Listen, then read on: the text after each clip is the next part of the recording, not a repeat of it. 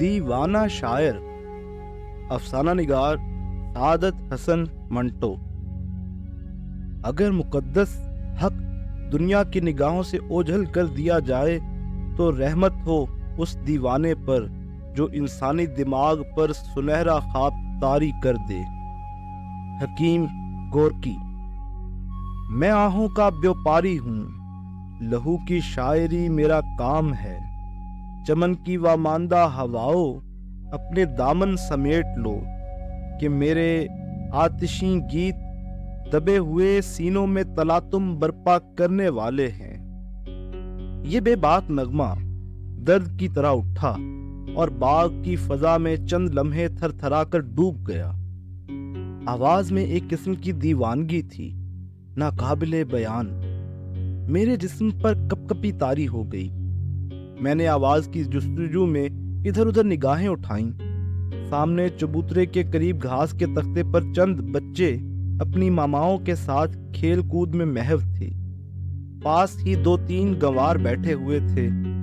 بائیں طرف نیم کے درختوں کے نیچے مالی زمین کھودنے میں مصروف تھا۔ میں ابھی اسی جستجو میں ہی تھا کہ وہی درد میں ڈوبی ہوئی آواز پھر بلند ہوئی۔ میں ان لاشوں کا گیت گاتا ہوں جن کی سردی دسمبر مستعار لیتا ہے۔ میرے سینے سے نکلی ہوئی آہ وہ لوہے جو جون کے مہینے میں چلتی ہے۔ میں آہوں کا بیوپاری ہوں، لہو کی شاعری میرا کام ہے۔ آواز کنویں کے عقب سے آ رہی تھی۔ مجھ پر ایک رقت سی طاری ہو گئی۔ میں ایسا محسوس کرنے لگا کہ سرد اور گرم لہریں بیک وقت میرے جسم سے لپٹ رہی ہیں۔ اس خیال نے مجھے کسی قدر خوف زدہ کر دیا کہ آواز اس کنویں کے قریب سے بلند ہو رہی ہے جس میں آج سے کچھ 6 سال پہلے لاشوں کا انبار لگا ہوا تھا۔ اس خیال کے ساتھ ہی میرے دماغ میں جلیانوالہ باغ کے خونی حادثے کی ایک تصویر کھنچ گئی۔ تھوڑی دیر کے لیے مجھے ایسا محسوس ہوا کہ باغ کی فضا گولیوں کی سنسناہٹ اور بھاگتے ہوئے لوگوں کی چیخ پکار سے گونج رہی ہے۔ میں لرز گیا۔ اپنے کاندھے کو زور سے جھٹکا دے کر اور اس عمل سے اپنے خوف کو دور کرتے ہوئے میں اٹھا اور کنویں کا رخ کیا۔ سارے باغ پر ایک پراسرار خاموشی چھائی ہوئی تھی۔ میرے قدموں کے نیچے خشک پتوں کی سرسراہٹ سوکھی ہوئی ہڈیوں کے ٹوٹنے کی آواز پیدا کر رہی تھی۔ کوشش کے باوجود میں اپنے دل سے وہ نامعلوم خوف دور نہ کر سکا جو اس آواز نے پیدا کر دیا تھا۔ ہر قدم پر مجھے یہی معلوم ہوتا تھا کہ گھاس کے سرسبز بستر پر بے شمار لاشیں پڑی ہوئی ہیں جن کی بوسیدہ ہڈیاں میرے پاؤں کے نیچے ٹوٹ رہی۔ یکایک میں نے اپنے قدم تیز کیے اور دھڑکتے ہوئے دل سے اس چبوترے پر بیٹھ گیا جو کنویں کے ارد گرد بنا ہوا تھا۔ میرے دماغ میں بار بار یہ عجیب سا شعر گونج رہا تھا، میں آہوں کا بیوپاری ہوں، لہو کی شاعری میرا کام ہے۔ کنویں کے قریب کوئی متنفس موجود نہ تھا۔ میرے سامنے چھوٹے پھاٹک کی ساتھ والی دیوار پر گولیوں کے نشان تھے۔ چوکور جالی منڈی ہوئی تھی۔ میں ان نشانوں کو 20 مرتبہ دیکھ چکا تھا، مگر اب وہ نشان جو میری نگاہوں کے عین بالمقابل تھے، 2 خونی آنکھیں معلوم ہو رہے تھے جو دور، بہت دور کسی غیر مرئی چیز کو ٹک ٹکی لگائے دیکھ رہی ہوں۔ بلا ارادہ میری نگاہیں ان 2 چشم نما سوراخوں پر جم کر رہ گئیں۔ میں ان کی طرف مختلف خیالات میں کھویا ہوا خدا معلوم کتنے عرصے تک دیکھتا رہا کہ دفعتاً پاس والی روش پر کسی کے بھاری قدموں کی چاپ نے مجھے اس خواب سے بیدار کر دیا۔ میں نے مڑ کر دیکھا، گلاب کی جھاڑیوں سے ایک دراز قد آدمی سر جھکائے میری طرف بڑھ رہا تھا۔ اس کے دونوں ہاتھ اس کے بڑے کوٹ کی جیبوں میں ٹھسے ہوئے تھے۔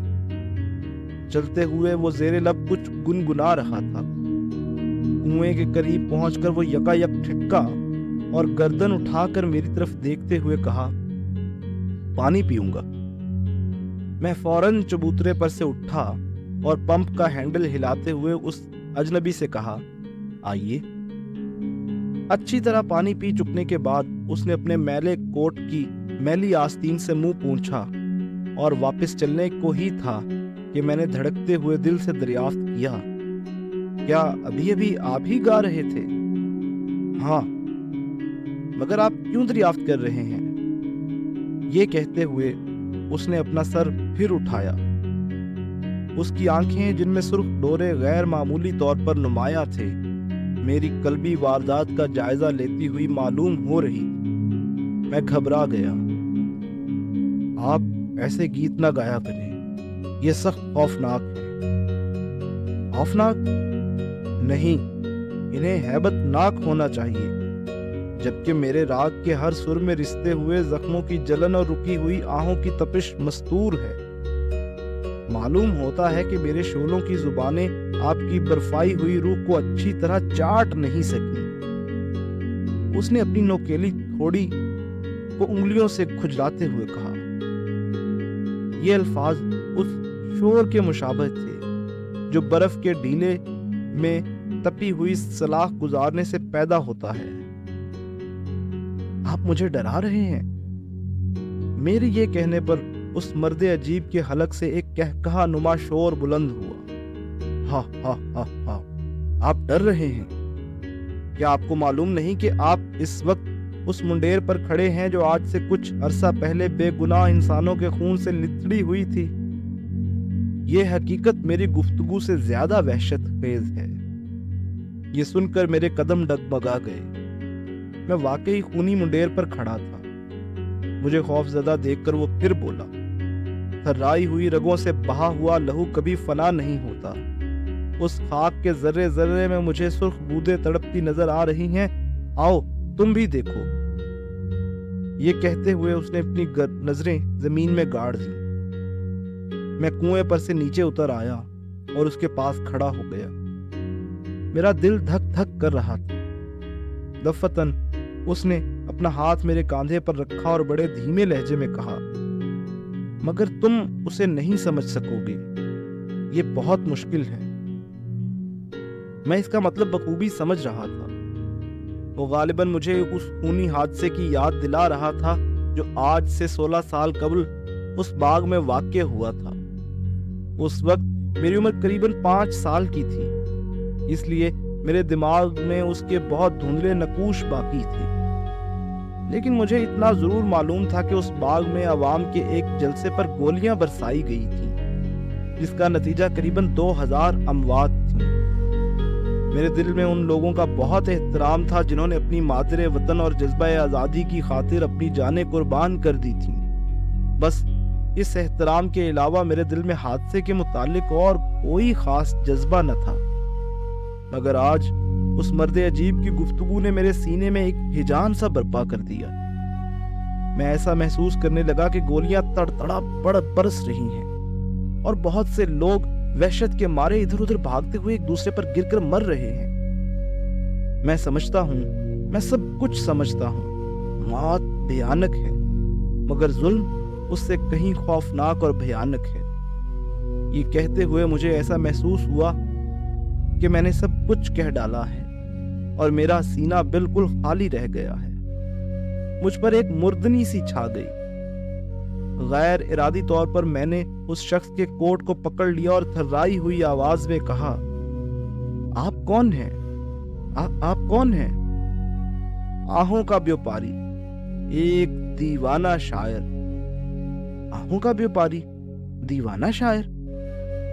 उसके अल्फाज ज़ेरे लब गुनगुनाते हुए मैं कुएं के चबूतरे पर बैठ गया। उस वक्त मेरे दिमाग में उस दीवाने शायर का गीत गूंज रहा था। थोड़ी देर के बाद मैंने अपना झुका हुआ सर उठाया। सामने सफेदे के 2 दरख्त हैबतनाक देवों की तरह अंगड़ाइयां ले रहे थे। पास ही चमेली और गुलाब की खारदार झाड़ियों में हवा आहें बखेर रही थी। दीवाना शायर खामोश खड़ा सामने वाली दीवार की एक खिड़की पर निगाहें जमाए हुए था। शाम के खाकिस्तरी धुंधलके में वो एक साया सा दिखाई देता था। कुछ देर खामोश रहने के बाद वो गुनगुनाया, आह, ये सब कुछ खौफनाक हकीकत है। किसी सहरा में जंगली इंसान के पैरों के निशानात की तरह खौफनाक। क्या कहा? मैं उन अल्फाज को अच्छी तरह सुन ना सका था जो उसने मुंह ही मुंह में अदा किए थे। कुछ भी नहीं, ये कहते हुए वो मेरे पास आकर चबूतरे पर बैठ गया। मगर आप गुनगुना रहे थे। इस पर उसने अपनी आंखें एक अजीब अंदाज में सुकेड़ी और हाथों को आपस में जोर जोर से मलते हुए कहा, सीने में कैद किए हुए अल्फाज बाहर निकलने के लिए मुज़तरिब होते हैं। अपने आप से बोलना इस अलूहियत से गुफ्तगू करना है जो हमारे दिल की पहनाइयों में मस्तूर होती है। फिर साथ ही गुफ्तगू का रुख बदल दिया। क्या आपने वो लड़की देखी है? क्या आपने वो खिड़की देखी है? उसने अपनी उंगली उस खिड़की की तरफ उठाई जिसे वो चंद लम्हे पहले टिकटिकी बांधे देख रहा था। मैंने उस जानिब देखा। छोटी सी खिड़की थी जो सामने दीवार की खस्ता ईंटों में सोई मालूम होती थी। ये खिड़की जिसका डंडा नीचे लटक रहा है। मैंने उससे कहा, हाँ यही, जिसका एक डंडा नीचे लटक रहा है। क्या तुम उस पर इस मासूम लड़की के खून के छींटे नहीं देख रहे हो, जिसको सिर्फ इसलिए हिलाक किया गया था कि तरकशे इस्तबदाद को अपने तीरों की कुव्वते परवाज का इम्तिहान लेना था? मेरे अजीज, तुम्हारी इस बहन का खून जरूर रंग लाएगा मेरे गीतों के ज़ेरो बम में। उस कम सिन रूह की फड़फड़ाहट और उसकी दिल दोज चीखें हैं, ये सुकून के दामन को तार तार कर देंगी।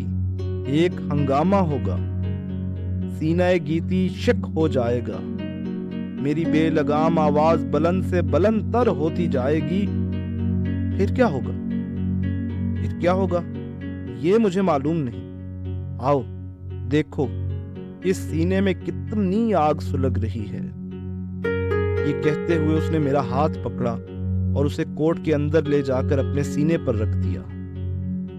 उसके हाथों की तरह उसका सीना भी गैर मामूली तौर पर गर्म था।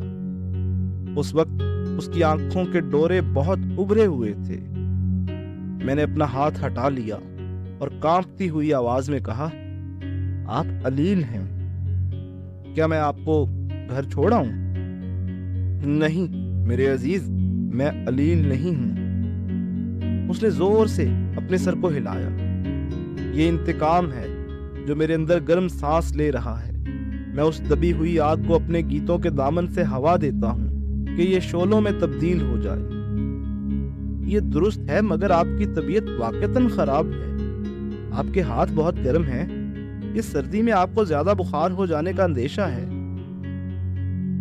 उसके हाथों की गैर मामूली गर्मी और आंखों में उभरे हुए सुर्ख डोरे साफ तौर पर जाहिर कर रहे थे कि उसे तेज बुखार है।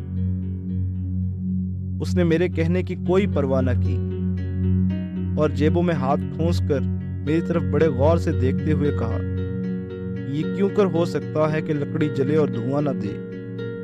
मेरे अजीज, इन आंखों ने ऐसा समा देखा है कि इन्हें उबल कर बाहर आ जाना चाहिए था। क्या कह रहे थे कि मैं अलील हूं?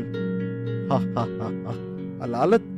काश कि सब लोग मेरी तरह अलील होते। जाइए, आप ऐसे नाजुक मिजाज मेरी आहों के खरीदार नहीं हो सकते। मगर वगर कुछ नहीं। वो दफतन जोश में चिल्लाने लगा, इंसानियत के बाजार में सिर्फ तुम लोग बाकी रह गए हो जो खोखले कहकों और फीके तबस्सुमों के खरीदार हो। एक जमाने से तुम्हारे मजलूम भाइयों और बहनों की फलक शिगाफ चीखें तुम्हारे कानों से टकरा रही हैं, मगर तुम्हारी खाबीदा समात में इर्ताश पैदा नहीं हुआ। आओ, अपनी रूहों को मेरी आहों की आंच दो, ये उन्हें हसास बना देगी। मैं उसकी गुफ्तगू गौर से सुन रहा था। मुझे हैरत थी कि वो चाहता क्या है और उसके ख्यालात इस कदर परेशान और मुज़तरिब क्यों हैं। मैंने ये भी सोचा कि शायद वो पागल है। उसकी गुफ्तगू बामानी जरूर थी, मगर लहजे में एक अजीब किस्म की दीवानगी थी। उसकी उम्र यही कोई 25 बरस के करीब होगी। दाढ़ी के बाल जो एक अरसा से मुड़े न गए थे, कुछ इस अंदाज में उसके चेहरे पर उगे हुए थे कि मालूम होता था किसी खुश्क रोटी पर बहुत सी चींटियां चिमटी हुई हैं।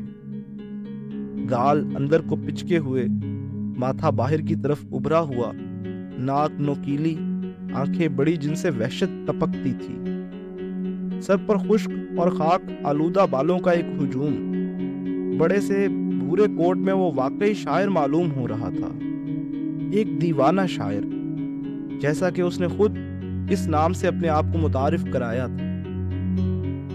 मैंने अक्सर औकात अखबारों में एक जमात का हाल पढ़ा था। उस जमात के ख्यालात दीवाने शायर के ख्यालात से बहुत हद तक मिलते जुलते थे। मैंने ख्याल किया कि शायद वो भी इसी जमात का रुकन है। आप इनकिलाबी मालूम होते हैं। इस पर वो खिलखिलाकर हंस पड़ा। आपने ये बहुत बड़ा इंकिशाफ किया है मियाँ। मैं तो कोठों की छतों पर चढ़ चढ़ कर पुकारता हूँ, मैं इनकिलाबी हूँ, मैं इनकिलाबी हूँ, मुझे रोक ले जिससे बन पड़ता है। आपने वाकई बहुत बड़ा इंकिशाफ किया है। वो अचानक संजीदा हो गया।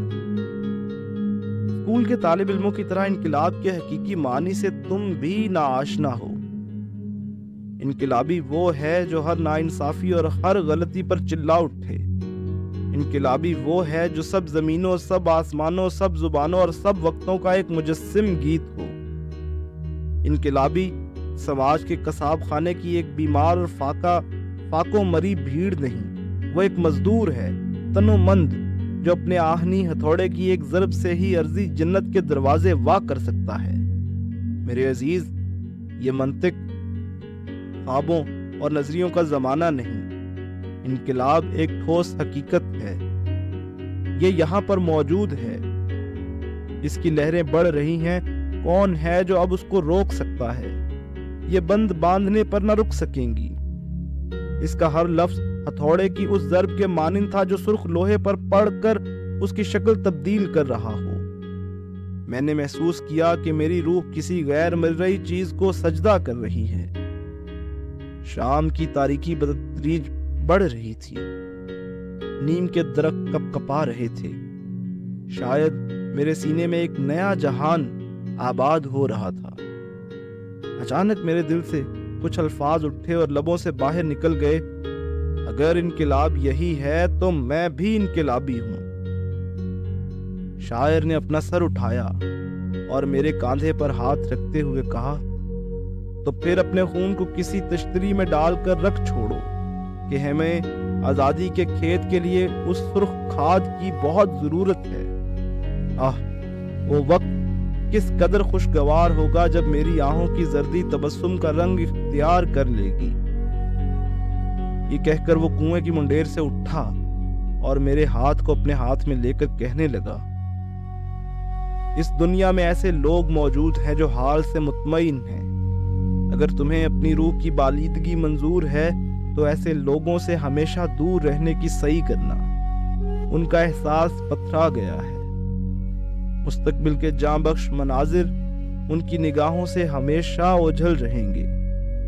अच्छा, अब मैं चलता हूं।